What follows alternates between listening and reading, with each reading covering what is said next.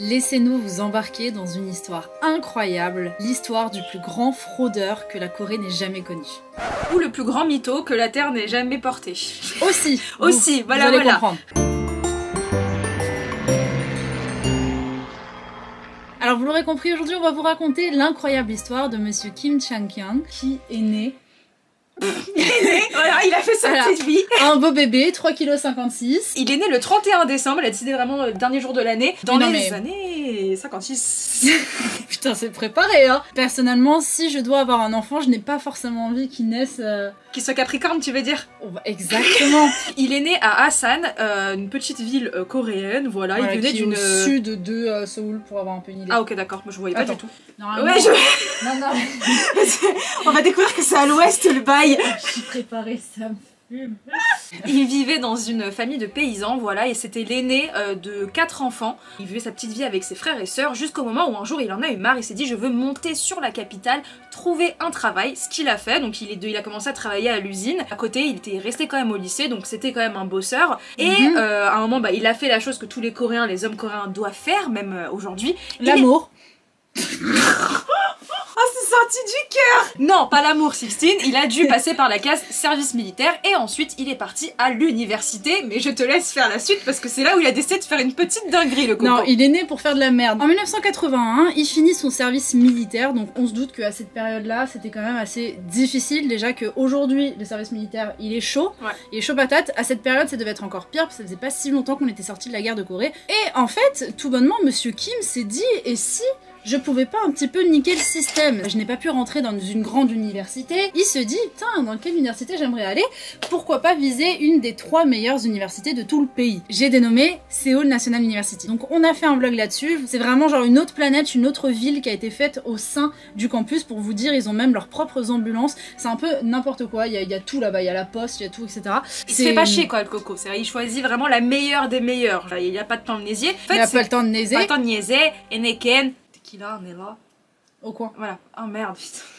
Du coup, voilà. Donc c'est un petit peu le goal de tout. C'est ma partie préférée en plus. Non, tu... Allez, c'est bon, tu peux revenir. Voilà.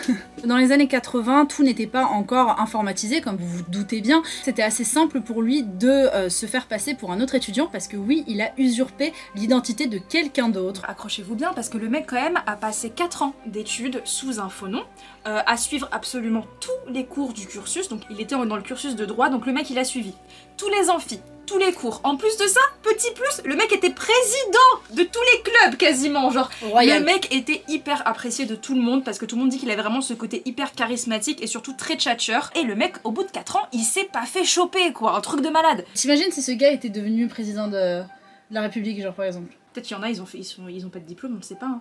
Debout! Je te laisse. On s'appelle? On s'appelle, on se fait une touffe. Ah oui d'accord, elle me laisse vraiment genre...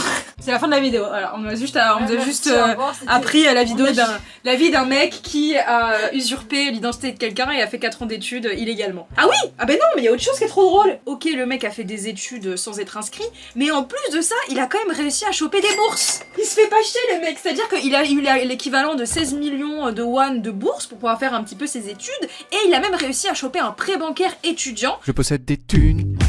Je suis à l'aise financièrement. Donc alors comment est-ce que la supercherie a été révélée, Sixtine? Et ben en fait il y a eu un album qui a été diffusé, vous savez les fameux albums où on voit la tête de toutes les personnes de votre classe, de votre promo. Visiblement il n'avait pas de photo, il n'avait pas de nom, il n'avait pas vraiment de dossier en fait. Hein. C'est pas ça? Tu m'as pas entendu parce que j'ai fait ça, j'ai fait non. Et t'as cru que c'était... Oh qu'est-ce qu'on prépare bien nous, on n'aurait pas pu se faire passer pour des étudiantes à la Sorbonne, c'était mort. Il a eu ses trucs photos, mais en fait il a donné un faux numéro d'étudiant parce que c'était son faux numéro d'étudiant. Et c'est là qu'ils se sont dit, ah bah, si on allait vérifier. Voilà. Ce qui fait qu'il s'est fait cramer, donc au bout de 4 ans, quand même GG, monsieur Kim. Mais par contre, le truc qui est vraiment très intéressant avec cette affaire-là, c'est qu'il faut savoir que déjà dans les années 80, elle a fait énormément parler en Corée du Sud. C'est que même à l'époque, s'il avait pas encore fait toutes ces petites arnaques à côté financières dont on va vous parler plus tard, le mec avait déjà quand même un nom. Par chance, il a eu absolument aucun préjudice en fait, aucun jugement, parce que pour eux, enfin pour les... En fait, c'était bravo mon gars, t'as réussi ton coup. Voilà. Mais il est gentil. En soi, genre, il a rien fait de mal. Au contraire, il a contribué à la vie scolaire. À la vie scolaire, exactement. exactement. Donc le mec s'en tire comme ça. Comme quoi, il faut quand même un petit peu pouvoir recadrer les personnes qui font des bêtises, parce qu'en soi, il est sorti totalement sans impunité en fait de ce qu'il avait fait. Et il s'est dit, bah si je recommençais le coup et je reniquais le système. Pendant qu'il était étudiant, il a décidé d'épouser une petite nénette. Mais bien évidemment, il n'a pas dit à cette femme que c'était un faux nom qu'il avait. Et bah, malheureusement, en fait, cette jeune femme a appris la nouvelle assez tardivement, peu cher la pauvre nénette. D'ailleurs, elle a sorti un album qui s'appelle Il avait les mots. Il m'a rendu accro. Je ne savais pas. On est d'accord sur les paroles. Ah, petit truc que j'ai oublié, pardon, il ne se fait pas chier le petit Coco parce qu'il a quand même décidé d'épouser la fille d'un riche propriétaire d'hôpital. D'hôpitaux. Mais il n'en avait qu'un. D'hôpital. Voilà. On est nuls. Ça va être très drôle cette vidéo. On est nuls. Attends. Et on essaie des nouveaux concepts, hein, ok? On arrive bientôt en Corée, les amis. Ne vous inquiétez pas, il va y avoir des trucs drôles. Malheureusement, sa femme a découvert la vérité très tard parce qu'elle était déjà enceinte de 7 mois. En Corée du Sud, il faut savoir que à l'époque, surtout à l'époque, c'était assez mal vu de divorcer. Donc ils sont quand même restés mariés, même s'ils ne s'aimaient plus du tout. Ils sont quand même restés mariés un long moment pour divorcer quelques années plus tard. Mais le Coco a aussi profité de ce moment d'être en couple avec quand même une personne d'une famille riche pour commencer son business. Et pour niquer le système aussi, hein, parce qu'on est là pour enfoncer des portes dans le trou de balle. Et de sa femme. Je me le fais parce que... Monsieur Kim, qu'est-ce qu'il se dit? Il me faut de la tunasse pour me faire plaisir et pour dépenser de la thune dans des projets. Qu'est-ce qu'il a fait? Il est allé voir qui? Ses beaux-parents. Voilà. Il a commencé à investir dans quelques projets, ça a complètement foiré, donc le mec était hyper dégoûté, jusqu'au moment où il s'est dit, bah tiens, si je commençais à me lancer un peu plus dans l'immobilier. Il a commencé à faire énormément fortune dans les années 90 à peu près, quand il a commencé en fait à construire plein de propriétés de luxe à Gangnam. Mais il y a une chanson qui porte son nom, Oppa Gangnam Style. Malheureusement, il a été tapé de plein fouet par la crise monétaire de 1997 et il a quasiment tout perdu. Banqueroute totale. Banqueroute, notre année de naissance, miskin, il a pas eu de chance, il avait investi dans plein de choses.